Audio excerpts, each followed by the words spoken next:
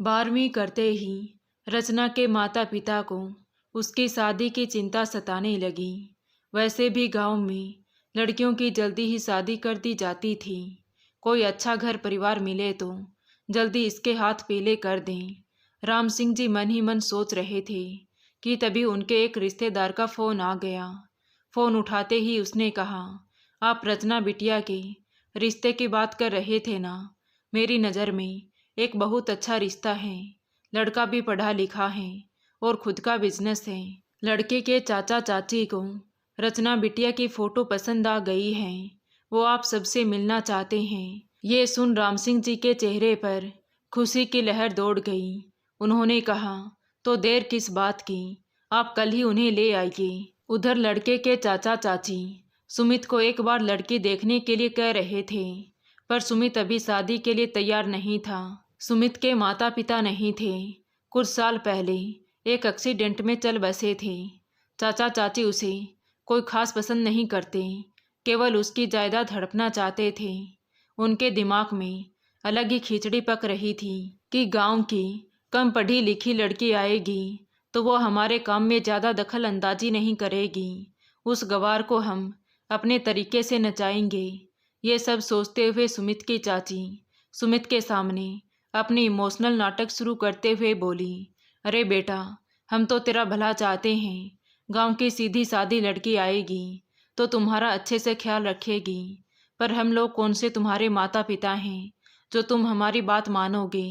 चाची की बात पर सुमित मना नहीं कर पाया और उनके साथ जाने के लिए हाँ कर दी। इधर गांव में खबर दे दी कि कल लड़के वाले आ रहे हैं, तो रचना के घर पर भी जोरों शोर से तैयारियां शुरू हो गईं। दूसरे दिन सुमित और उसके चाचा चाची रचना के घर पहुंच गए और लड़की को देखते ही उन लोगों ने पसंद कर लिया और रिश्ता पक्का कर जल्दी ही शादी का मुहूर्त भी निकलवा लिया। 15 दिन बाद की शादी तय कर दी। सब कुछ इतना जल्दी होते देखकर सुमित के मन में थोड़ा शक हो रहा था कि अचानक से चाचा चाची को इतना प्यार क्यों उमड़ रहा है और शादी को लेकर कुछ ज़्यादा ही उतावले हो रहे हैं। कुछ तो दाल में काला जरूर है। देखते देखते 15 दिन निकल गए। शादी गांव में सादे तरीके से हो गई। रचना जो एक बार ससुराल आई तो ससुराल की होकर रह गई। माँ बाप ने भी कोई सुध नहीं ली। भाई भाभी तो अपने में ही मस्त रहते थे। इधर रचना को भी सुमित से इतना प्यार सम्मान मिल रहा था और अपनी पढ़ाई के चलते उसे भी ज़्यादा याद नहीं आती। लेकिन इधर सुमित के चाचा चाची के दिमाग में अलग ही खिचड़ी पक रही थी। सुमित के ऑफिस जाने के बाद चाची ने रचना को परेशान करना शुरू कर दिया। वो जब भी पढ़ने बैठती तो उसे कोई ना कोई काम के बहाने से उठा देती। पूरे दिन भर उसको काम में लगाए रखती, जिसके कारण रचना पढ़ ही नहीं पाती थी और शाम को थकी हारी सो जाती। एक दिन सुमित ने रचना से पूछा कि तुम ठीक तो हो? तुम्हारी तबीयत ठीक नहीं लग रही है, पढ़ते हुए भी नहीं दिखती हो। तो रचना ने उसे सब कुछ बता दिया कि आपके ऑफिस जाने के बाद चाची मेड से काम नहीं कराती, मुझसे काम कराती है। ये सुन सुमित को बहुत गुस्सा आया। उसने कहा, तुमने अभी तक बताया क्यों नहीं? चलो अपनी पैकिंग करो, अब हम इस घर में नहीं रहेंगे। तो फिर कहाँ जाएंगे? रचना ने सवाल किया। तो सुमित ने कहा, ऑफिस के पास हमारा एक और बंगला है, हम वहाँ रहेंगे। अगले दिन सुबह ही सुमित ने किसी से कुछ नहीं कहा और रचना को लेकर वहाँ से चला गया। चाचा चाची बस तिल मिलाकर रह गई। अब वो दोनों वहाँ अच्छे से रहने लगे, लेकिन भगवान को शायद कुछ और ही मंजूर था। एक दिन सुमित को ऑफिस में काम करते हुए अचानक सर में दर्द होने लगा और खांसी के साथ ब्लड आ गया। यह देख सुमित घबरा गया। ये क्या हो गया मुझे? ऐसा तो पहले कभी नहीं हुआ। संजय सुमित का बहुत अच्छा दोस्त था जो उसी के साथ ऑफिस में काम करता था। उसने सुमित की ऐसी हालत देखी तो बोला, क्या हुआ सुमित, तबीयत ठीक नहीं है क्या? चलो डॉक्टर को दिखाते हैं। तो सुमित ने कहा, कुछ नहीं हुआ, शायद काम का प्रेशर ज़्यादा हो गया है, नींद भी पूरी नहीं हुई, आराम करूँगा तो ठीक हो जाऊँगा। पर ऐसे कैसे, तुझे ब्लड आ रहा है? संजय ने कहा तो सुमित बोला, नहीं मैं ठीक हूँ, तुम चिंता मत करो, यहाँ किसी को मत आने देना, मैं आराम करूँगा। ठीक है, तुम आराम करो, मैं अभी आता हूँ, कहकर संजय वहाँ से चला गया। कुछ ही दिन हुए कि सुमित को अपने शरीर में बहुत कमजोरी लगने लगी। कभी कभी नाक मुंह में खून आने लगता तो उसने सोचा मुझे डॉक्टर को दिखा लेना चाहिए, बात शायद कुछ और है। वो अपने दोस्त संजय को लेकर हॉस्पिटल के लिए निकल गया। डॉक्टर ने चेकअप के बाद कहा कि सुमित ने इलाज में देर कर दी। साफ साफ बताइए डॉक्टर साहब, क्या हुआ है, मुझे टेंशन हो रही है, सुमित ने घबराकर कहा। तो डॉक्टर बोला, दरअसल बात यह है कि आपको ब्लड कैंसर हुआ है और वो भी लास्ट स्टेज पर है। ये सुनकर तो सुमित हैरान रह गया। उसे तो कुछ समझ नहीं आ रहा था कि वो क्या कहे। तभी संजय ने कहा, ये आप क्या कह रहे हैं डॉक्टर साहब, कुछ भी मत बोलिए, एक बार फिर से रिपोर्ट चेक करिए, आपको शायद कुछ गलत फहमी हुई है। नहीं, मुझे कोई गलत फहमी नहीं हुई है। इनके पास बस कुछ दिन हैं, ये आराम करें और अपना ध्यान रखें, डॉक्टर ने कहा। तो सुमित के दोस्त संजय ने कहा, डॉक्टर, हम यहाँ से बाहर कहीं और दिखा सकते हैं जहाँ इसका बेहतर इलाज हो सके। आजकल कोई बीमारी इतनी बड़ी नहीं है जिसका कोई इलाज ना हो, हम विदेश में दिखा सकते हैं, संजय ने घबराकर पूछा। तो डॉक्टर ने कहा, बिल्कुल इलाज है, पर यह शुरुआत में होता तो भी संभव हो सकता था, पर आई एम सॉरी, ये उनकी पूरी बॉडी में फैल चुका है। आप कहीं भी ट्रीटमेंट लें, इसका इलाज यही है जो आपको मैं बता रहा हूँ, और सब ईश्वर की मर्जी है। हम तो अपना काम कर रहे हैं, दवा दुआ दोनों लगती हैं। मैं दवा दे रहा हूँ, आप दुआ कीजिए कि ये जल्दी ठीक हो जाएं। मैंने इनके सामने सारी बातें इसीलिए बताई हैं क्योंकि सुमित जी का मेंटली प्रिपेयर होना बहुत ज़रूरी है। God bless you Sumit ji, हिम्मत रखिए, दुनिया में चमत्कार भी बहुत होते हैं, बस ये ट्रीटमेंट आज से शुरू करें। सुमित का तो सिर घूम रहा था, उसे समझ नहीं आ रहा था कि वो क्या करे और क्या ना करे। संजय हिम्मत कर उसे ऑफिस ले गया क्योंकि अभी घर जाने की स्थिति में नहीं था। ऑफिस में संजय ने उसे केबिन में बिठाया, पानी पिलाया। सुमित, सब ठीक हो जाएगा, आज के समय में हर बीमारी का इलाज है, तुम भी ठीक हो जाओगे, टेंशन मत लो। इतना सुनते ही सुमित संजय के गले लगकर फूट फूट कर रो पड़ा। क्यों संजय, क्यों मेरे साथ ही ऐसा क्यों हुआ? मैंने किसी का क्या बिगाड़ा जो भगवान मेरे साथ ऐसा कर रहे हैं? पहले मेरे माता पिता को छीन लिया और अब ये बीमारी। मेरी उम्र ही क्या है, अभी 25 साल का ही तो हुआ हूँ, अभी देखा ही क्या है मैंने। सुमित बस रोए जा रहा था। संजय भी क्या कहे, सही तो कह रहा था सुमित, अभी उसने देखा ही क्या था अपनी जिंदगी में। संजय, मुझे कुछ हो गया तो रचना का क्या होगा? वो तो अभी बच्ची है, उसकी भी तो जिंदगी अभी शुरू हुई है, सब खत्म हो जाएगा। बताओ संजय, क्या करूं मैं? मुझे अभी और जीना है। मम्मी पापा के जाने के बाद रचना के साथ हंसना बोलना शुरू किया था, जिंदगी कुछ अच्छी लगने लगी थी। बहुत देर तक सुमित रोता रहा। अब संजय ने उसे दवाई खिलाई जिसके असर से कुछ देर में सुमित को नींद आ गई। संजय बहुत चिंतित था, उसे भी चैन नहीं आ रहा था। करीब 2 घंटे बाद सोकर उठा सुमित अब काफ़ी गंभीर और शांत था। उसने अपने मन में कुछ फैसला लिया जो उसे पूरा करना था। अब सुमित और संजय घर के लिए निकल गई। सुमित जब घर पहुंचा तो रचना को देखकर उसकी आंखों में नमी आने लगी, परंतु उसने आंसू बहने से रोक लिए। वो अपनी बीमारी के बारे में रचना को अभी नहीं बताना चाहता था।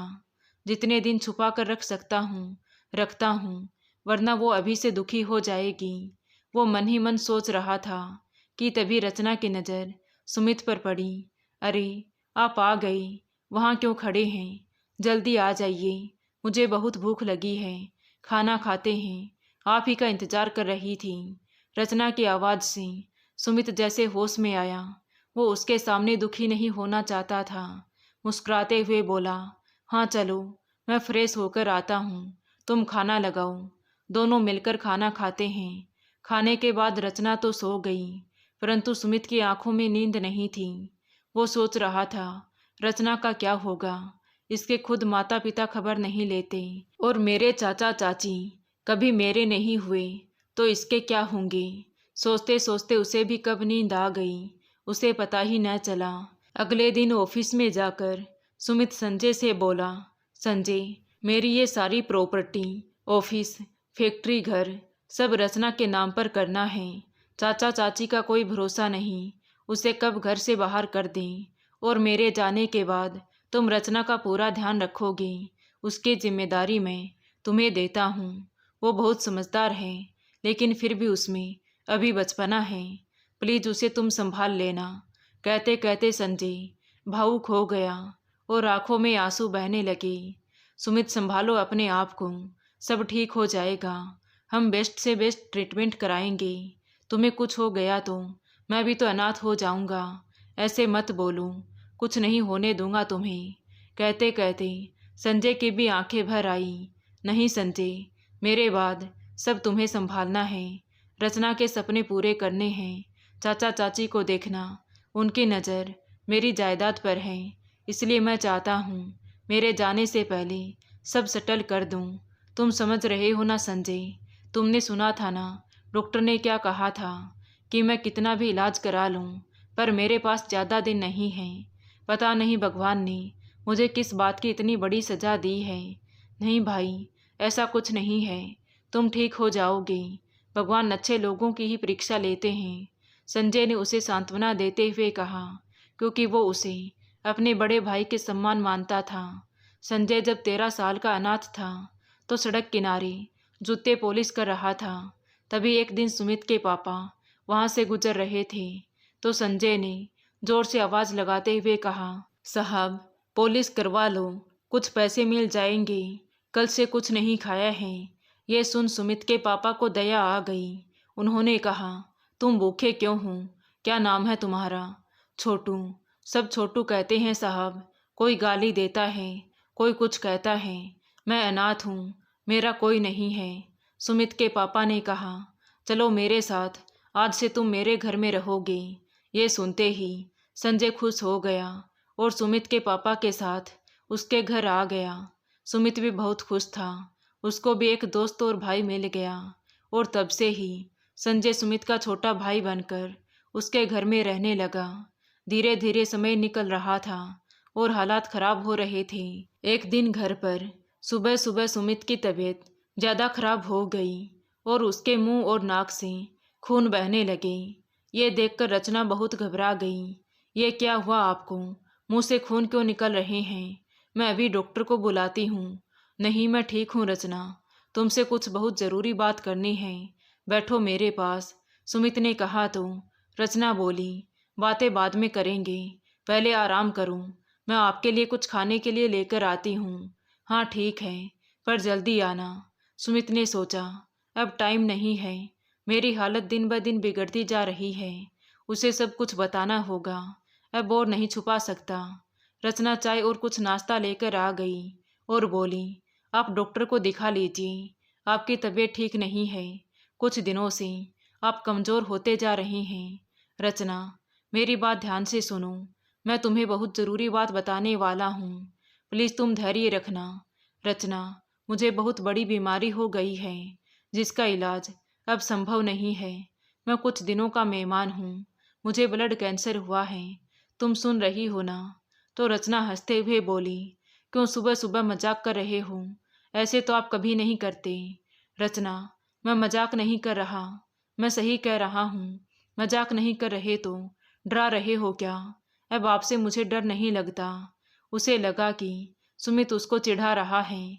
इस बार सुमित जोर से बोला, रचना, मैं झूठ नहीं बोल रहा, जो कह रहा हूँ सीरियस होकर सुनो, हमेशा बचपना सही नहीं है, अब अपनी जिम्मेदारियों को समझो। सुमित ऐसा नहीं कहना चाहता था, पर उसे पता था रचना ऐसे नहीं सुनेगी। सुमित के ऐसा बोलते ही रचना डर सी गई, क्योंकि सुमित ने कभी उससे ऐसे बातें नहीं की थी। फिर सुमित ने प्यार से उसके हाथ को अपने हाथ में लेकर कहा, सॉरी रचना, मैं ऐसे नहीं बोलना चाहता था, पर तुम सुन नहीं रही हो।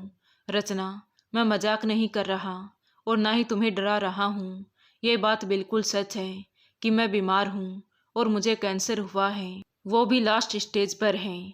डॉक्टर ने कहा है कि अब इसका इलाज संभव नहीं है, ये मेरे पूरे शरीर में फैल गया है। मेरे पास कुछ दिन हैं, पता नहीं कितने, आज कल परसों। इतना कहते ही सुमित भावुक हो गया और आंखों से आंसू बहने लगे। रचना हैरानी से उसे देखने लगी। उसकी आंखों में भी आंसू आ गई। सुमित फिर कुछ कहने को हुआ तो इस बार रचना जोर से बोली, चुप रहिए आप, मुझे कुछ नहीं सुनना। कुछ भी कहे जा रहे हैं, पागल हो गए हैं। अरे मेरा सोचो, मुझ पर क्या बीतेगी। सुनकर मेरा दिल बैठा जा रहा है। प्लीज रचना, समझने की कोशिश करो। मुझे भी नहीं पता था, अभी 2 महीने पहले ही पता चला है, पर तुम्हें बताकर दुखी नहीं करना चाहता था, इसलिए नहीं बताया। पर अब मेरी हालत बिगड़ती जा रही है, इसलिए बताना जरूरी है। रचना सुध बुध खो रही, बस बार बार कह रही थी कि कह दीजिए सुमित, जो आप कह रहे हैं वो झूठ है। मुझे सुनने में गलती हुई है, प्लीज सुमित। इतने में संजय भी आ गया। उसे देखकर रचना उसके पास गई और बोली, संजय देखो ये सुमित क्या कह रहा है। सुबह सुबह कुछ भी बोल रहे हैं। तुम मेरे भी अच्छे दोस्त हो ना, बोलो ना इन्हें, कुछ भी नहीं कहें। मैं बचपना नहीं करूँगी, अपनी जिम्मेदारी भी अच्छे से निभाऊंगी और पढ़ाई भी करूँगी। फिर तो कोई शिकायत नहीं है ना आपको, बोलो सुमित। संजय ने सुमित की तरफ देखा तो उसने इशारे से बताया कि मैंने सब बता दिया है रचना को। सुमित का इशारा समझते ही संजय ने रचना को पानी पिलाया, फिर बोला, आप ठीक हो? तो उसने धीरे से हाँ में सिर हिलाया। उधर सुमित खिड़की साइड पलटकर खड़ा हो गया। उसकी आंखों से लगातार आंसू बहे जा रहे थे। वो रचना की ये हालत देख नहीं पा रहा था। क्या गुजरती है उसके दिल में, जिसे ये पता हो कि उसकी जिंदगी की चंद सांसें उसके पास हैं, और फिर अभी तो उसके जीवन की शुरुआत थी। संजय ने कहा, देखो रचना, मेरी बात ध्यान से सुनो। तुम समझदार हो, सुमित जो कह रहा है वो सही है। अब ये समय अपने आप को समझाने का है। उसके पास जितना समय है उसमें हम उसे जितना खुश रख सकते हैं रखेंगे। मैं जानता हूँ ये समय हम सबके लिए बहुत कठिन है। वो जो कह रहा है उसे समझो रचना। वो तो ठीक है संजय, पर आप तो बड़े से बड़े डॉक्टर को जानते हैं। सब जगह आप लोगों की पहचान है, देश विदेश में। आप उन्हें लेकर चलिए ना, प्लीज। मैं उनके बगैर नहीं रह सकती हूँ। तभी सुमित ने कहा, रचना घबराओ मत, संजय मेरा अच्छा दोस्त है। मेरे बाद वो तुम्हारा ध्यान रखेगा। यह घर, फैक्ट्री, ऑफिस, पूरी प्रॉपर्टी मैंने तुम्हारे नाम कर दी है। तुम्हें कहीं जाने की ज़रूरत नहीं है, यहीं रहकर अपनी पढ़ाई पूरी करना। बोलो करोगे ना? कहते हुए सुमित की आंखें फिर से भर आई तो रचना भी सुमित के गले लगकर फूट फूट कर रोने लगी। संजय ने दोनों को पानी पिलाया और बोला, सुमित मैं तुम्हें ये कहने आया था कि अब तुम ऑफिस नहीं आओगे, घर में रहकर आराम करो। कहकर संजय ऑफिस चला गया। अब सुमित घर में ही रहता, ऑफिस का सारा काम संजय संभालता और घर पर रचना जी जान से सुमित की सेवा करती। परंतु नियति को कौन बदल सकता है। 1 महीना भी नहीं बीता और एक दिन खून की उल्टी के साथ सुमित की सांसों की डोर हमेशा के लिए टूट गई। रचना चीखती चिल्लाती रह गई। आंसुओं की धारा 1 मिनट के लिए भी आंखों से नहीं टूट रही थी। संजय बेचारा अपने आप को जैसे तैसे समझाकर रचना को संभाले हुए था। सुमित के चाचा चाची को खबर दी तो वो बहुत खुश हो गई। चलो बिना कुछ करे ही हमारी मनसा पूरी हो गई। अब सारी जायदाद हमारी हुई। बस कैसे भी करके उस संजय और रचना को ठिकाने लगाना है। उनके दिमाग में अलग ही खिचड़ी पक रही थी। 3 दिन के क्रियाक्रम के बाद रचना के माता पिता भी उसे किस्मत का हवाला देकर अपने गांव लौट गए। शादी के 8 महीने में ही रचना की जिंदगी क्या से क्या हो गई, उसे अंदाज भी नहीं था। इधर सुमित के चाचा चाची को पता चला कि सुमित ने अपनी सारी प्रॉपर्टी रचना और संजय के नाम कर दी है, तो वो बौखला गई और रचना के पास जाकर मगरमच्छ के आंसू बहाने लगी। रचना बेटा, हमें माफ़ कर दो, हमने तुम्हारे साथ बहुत गलत किया है। अब सुमित नहीं है तो हम तुम्हारे साथ ही हैं, हमें पराया मत समझो। हम सब साथ में रहेंगे बेटा, तुम अपनी पढ़ाई पर ध्यान देना। रचना को तो खुद का ही होश नहीं था, वो क्या कहती। उनकी मीठी मीठी बातों में आ गई लेकिन संजय ने रचना को समझाया, रचना, इनकी बातों में मत आना, पता नहीं कौन सा षड्यंत्र रच रहे हैं। मैं 2 दिन के लिए ऑफिस के काम से बाहर जा रहा हूँ, तो तुम थोड़ा संभल कर रहना। तो रचना ने हाँ हूँ में जवाब दे दिया। वो सुमित के जाने के बाद चुप सी रहने लगी थी, किसी से ज़्यादा बात नहीं करती, और इसी बात का फ़ायदा उठाकर, मौका देखकर सुमित के चाचा चाची ने उससे पेपर पर साइन करा लिए। अब उनकी खुशी का कोई ठिकाना नहीं था। सारी जायदाद उनकी हो गई। साइन कराते ही दोपहर से शाम हो गई, पर किसी ने रचना को खाने के लिए भी नहीं पूछा। रात में भी ऐसे ही सो गई। अगले दिन चाची ने घर के सभी नौकरों के काम से छुट्टी कर दी थी। सुबह जब रचना बाहर नहीं आई तो चाची ने जोर से आवाज़ लगाते हुए कहा, अरे ओ महारानी, अब क्या घर में ही रहने का इरादा है? आवाज़ सुनकर रचना हड़बड़ा गई और डरते हुए चुपचाप बाहर आ गई। तो चाची ने कहा, अब खड़ी खड़ी मेरा मुंह क्या देख रही हो? जाओ अपना सामान बांधो और निकलो यहाँ से। ये सुन रचना हैरानी से चाची को देखने लगी। शायद उसने कुछ गलत सुन लिया हो। ये आंखें फाड़कर क्या देख रही है? सुना नहीं? अपना सामान बांधो और निकलो यहाँ से, चाची ने तेज आवाज में कहा। तो रचना सहम सी गई। उसने कहा, मैं कहाँ जाऊंगी चाची? प्लीज़ ऐसा मत कीजिए। इतने बड़े शहर में मैं कहाँ जाऊंगी? मेरा यहाँ कोई नहीं है। प्लीज़ चाची। रचना गिड़गिड़ाती रही। अरे जा कहीं भी मर, कहते हुए चाची ने उसके मुंह पर दरवाज़ा बंद कर दिया। वो दरवाज़ा पीटती रही, परंतु उन्होंने उसके एक ना सुनी। वो घबराई हुई थके कदमों से वहाँ से चल दी। 2 दिन से कुछ न खाने पीने के कारण धूप में उसका सिर चकराने लगा। सामने से माली काका आ रहे थे। उसने रचना को देखकर कहा, रचना बिटिया, यहाँ क्या कर रही हो? रचना ने डबडबाई आंखों से उन्हें देखा और वहीं बेहोश हो गई। तो माली काका घबरा गई। रचना बेटा, आंखें खोलो। हे भगवान, ये क्या हो गया? लगता है इसके चाचा चाची ने मौका देखकर इसको भगा दिया है। इसीलिए आज सभी नौकरों की छुट्टी कर दी, ताकि किसी को पता ना चले कि क्या हुआ है। फूलों सी नाजुक बच्ची पर दया नहीं आई उन्हें। भगवान उनको कभी माफ़ नहीं करेगा। अब इसे कहाँ ले जाऊं?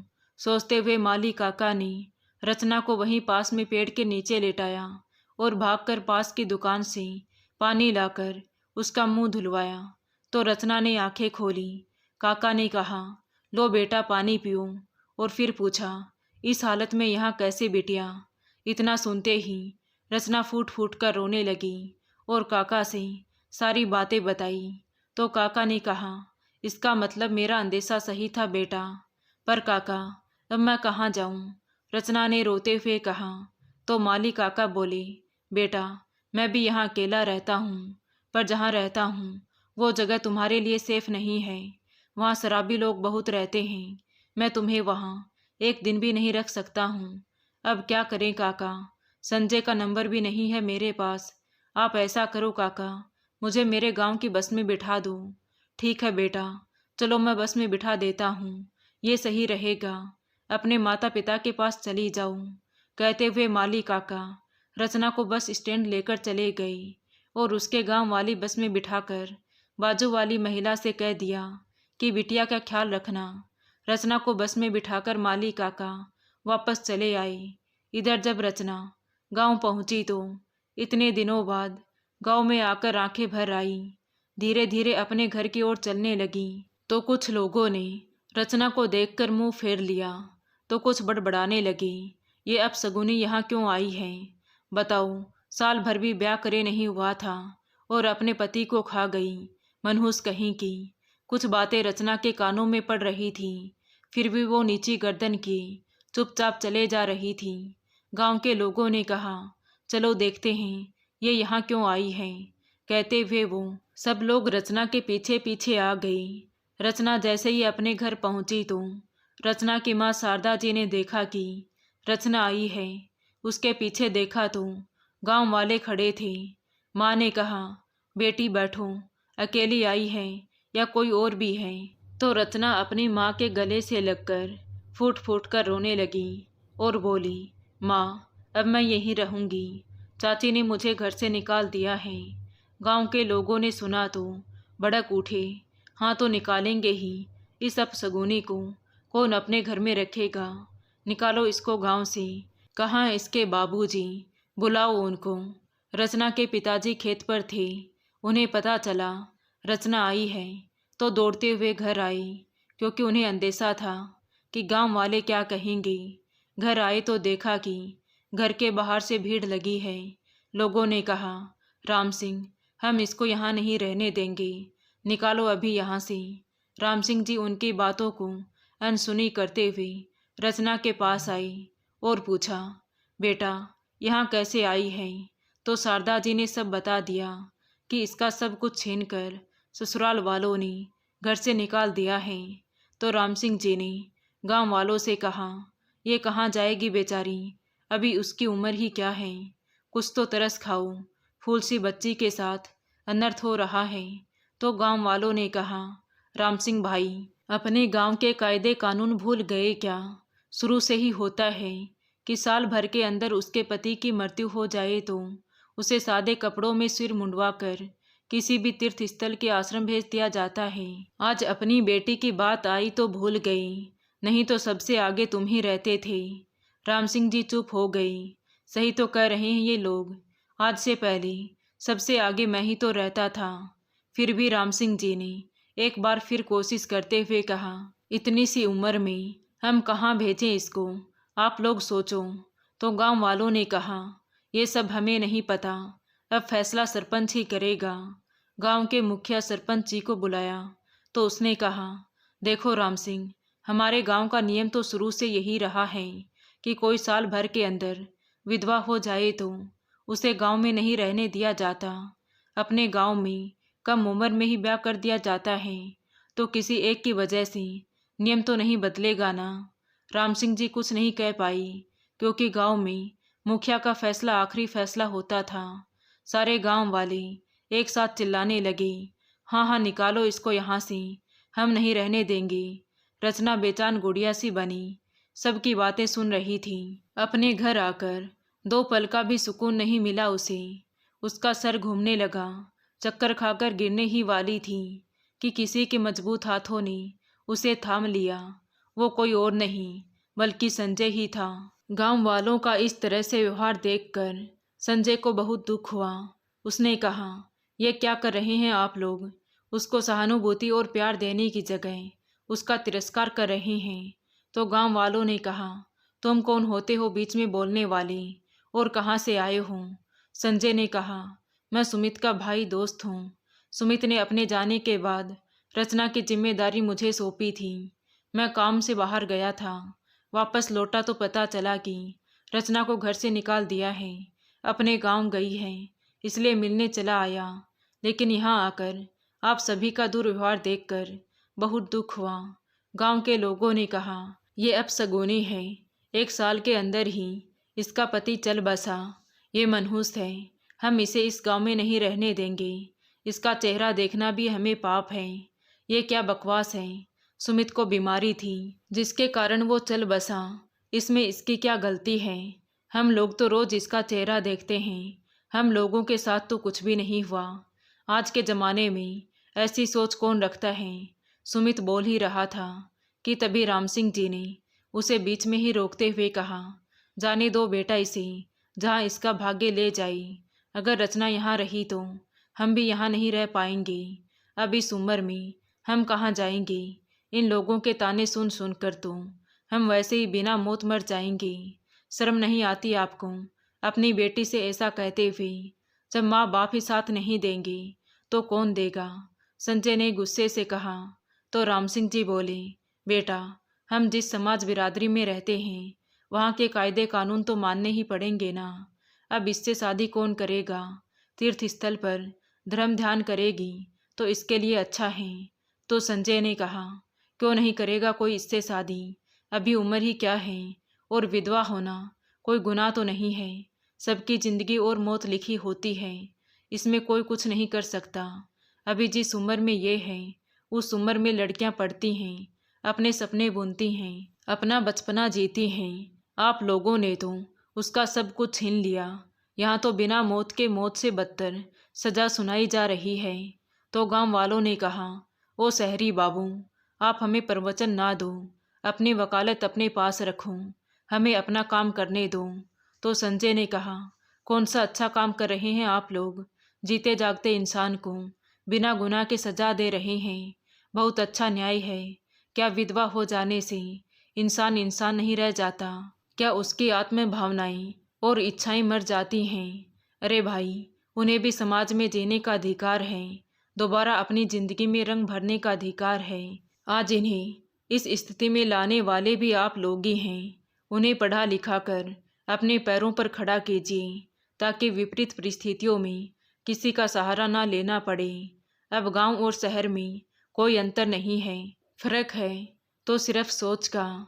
ससुराल वाले ऐसा दुर्व्यवहार करें तो मान भी लें, पर आप लोग तो मायके वाले हैं, आप लोगों की बेटी है, उसका घर है। अब आप लोग ही बताइए, जब से रचना यहाँ आई है, इनका मुंह देखने से किसका अमंगल हुआ है और कौन सा अपशगुन हो गया? इसलिए अपनी सोच बदलिए, इंसानियत दिखाइए। किसी को दया नहीं आई कि 20 साल की बच्ची कहाँ जाएगी, क्या करेगी? तभी रचना के भाई ने कहा, आप कौन हैं जो इस तरह से इतना ज्ञान दे रहे हैं? अरे आपसे कहेंगे तो आप करेंगे इससे शादी, अपनाएंगे इसे? बड़े आए हमदर्दी बांटने वाले। बातें देना सरल है, लेकिन निभाना बहुत मुश्किल है। तो संजय ने कहा, मैं रचना को यहाँ से ले जाने ही आया हूँ। सुमित ने मुझसे कहा था, इन्हें पढ़ा लिखा कर काबिल बनाना, ताकि अपने पैरों पर खड़ी हो सके, और इनका साथ हमेशा देना। रचना चाहेगी तो मैं उससे शादी करने को भी तैयार हूँ। विधवा विवाह कोई पाप या जुर्म नहीं है। किसी की जिंदगी में उसकी मर्जी से उसे खुशियाँ देना, उनमें रंग भरना, उनका साथ देना गलत तो नहीं है। सरकार ने खुद विधवा विवाह पुनर्विवाह की मान्यता दी थी, और अब तो सरकार भी ऐसे लोगों को कल्याणी नाम से संबोधित करती है। और तो और विधवाओं के लिए कई प्रकार के कल्याणी योजना चलाई जा रही हैं। जब सरकार ही इतना सोचती है, तो हम और आप कौन होते हैं किसी की जिंदगी का फैसला लेने वाले? उसका दुख नहीं बांट सकती, सहानुभूति नहीं दे सकती, मार्मिक भाव नहीं रख सकती, तो कम से कम अत्याचार तो मत करो, दुर्व्यवहार तो मत करो। आप कैसे माँ बाप भाई हैं जिन्हें लोगों के कहने पर अपनी बेटी अपनी बहन का दुख दिखाई नहीं देता? उन्हें बेटी से बढ़कर समाज बिरादरी और उनके नियम कानून ज़्यादा ज़रूरी हैं। पर कहते हैं ना, लोगों की सोच को बदलना इतना आसान नहीं होता। उन्हें अपने वर्षों पुराने बनाए नियम ज़्यादा ज़रूरी हैं, खास तौर पर गाँवों में। कहकर सुमित ने रचना से कहा, चलो रचना, क्या तुम मेरे साथ चलोगी? रचना तो अपनी सुध बुध खोई बस एकटक सबकी बातें सुन रही थी। उसे कुछ समझ नहीं आ रहा था कि उसके साथ क्या हो रहा है। एक हादसे ने उसका जीवन ही पलट दिया था। मान मर्यादाओं के आगे खून के रिश्ते भी बदल गए। कोई किसी का अपनों से बढ़कर आज एक पराया मेरे लिए खड़ा है, वो सोच ही रही थी कि तभी संजय ने फिर से कहा, क्या सोच रही हो रचना? क्या सुमित का सपना पूरा करने मेरे साथ नहीं चलोगी? हाँ संजय, चलो, ज़रूर चलूँगी। यहाँ है ही कौन मेरा? मेरे अपनों ने तो मुझे मरने के लिए छोड़ दिया। कहते हुए रचना ने एक नज़र गांव वालों और अपने घर परिवार को देखा और संजय के साथ गाड़ी में बैठ गई और कभी वापस न आने के लिए वहाँ से चली गई। गांव वाले और परिवार के लोग चुपचाप उसे जाते हुए देखते रहे। शारदा जी, राम सिंह जी की आंखों से आंसू बह निकले। वो भी अपने नियम कानून में जकड़े होने के कारण कुछ नहीं कर पाई, क्योंकि आज से पहले इस तरह के फैसले राम सिंह जी आगे बढ़कर करते थे। वो मन ही मन सोचने लगे कि शायद मुझे किसी की आ लगी होगी, तभी आज ये स्थिति मेरे साथ हुई है। मेरे कर्मों की सज़ा मेरी बेटी को मिली है। गाड़ी में रचना ने कहा, संजय, मैं कहाँ जाऊँगी? तो संजय बोला, मेरे घर चलोगी? और कहाँ जाओगी? संजय, मैं तुम्हारे घर रहूँगी। तुम्हें कुछ हो गया तो? तुम भी ऐसा सोचती हो रचना? तुम्हारी वजह से सब हुआ है। इतना लंबा चौड़ा भाषण मैं तुम्हारे गांव वालों को देकर आया हूँ, फिर भी तुम्हारे दिमाग में कुछ नहीं घुसा जो ऐसा सोचती हूँ। संजय प्यार से समझाते हुए बोला, देखो रचना, सुमित की बीमारी का पता हमें लास्ट स्टेज पर पता चला। इसका मतलब ये बीमारी पहले से ही अपनी जड़ें बना चुकी थी और तुम्हारी शादी को अभी 7-8 महीने ही तो हुए हैं। कैंसर एकदम से लास्ट स्टेज पर नहीं होता। सुमित अपने प्रति लापरवाह था, इसलिए उसने समय पर ध्यान नहीं दिया। अरे कभी कभी तो खाने पीने के लिए भी मुझे याद दिलाना पड़ता था, नहीं तो अपने काम में ही डूबे रहता। तभी तो इतनी कम उम्र में बिजनेस में इतनी सफलता पा ली थी उसने। देश विदेश में उसका नाम चलता है। इसलिए आप अपने आप को दोष मत दो, और जो हो गया उसे वापस भी नहीं ला सकते। अब सुमित की खुशी के लिए हमें खुश रहना है, उसका सपना पूरा करना है, पढ़कर तुम्हें उसका बिजनेस संभालना है। बातें करते करते वो कब घर पहुंच गई उन्हें पता ही न चला। घर पहुंचकर संजय ने कहा, रचना, अब तू यहाँ पर आराम से रह सकती हो। जो भी चाहिए माली काका को बता देना, क्योंकि अब माली काका हमारे साथ ही रहेंगे। उन्होंने चाचा के घर काम करना छोड़ दिया है।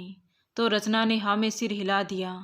धीरे धीरे समय बीता तो रचना ने भी अपना पूरा समय पढ़ाई में लगाना शुरू कर दिया। संजय ने उसे भी बिजनेस सिखा दिया। अब दोनों मिलकर सुमित के बिजनेस को ऊंचाइयों तक ले गई। अब उनका उद्देश्य चाचा चाची से उसका सब कुछ पाना था जो उन्होंने धोखे से लिया था। उन्होंने चाचा चाची के खिलाफ कोर्ट में धोखाधड़ी का केस लगाया।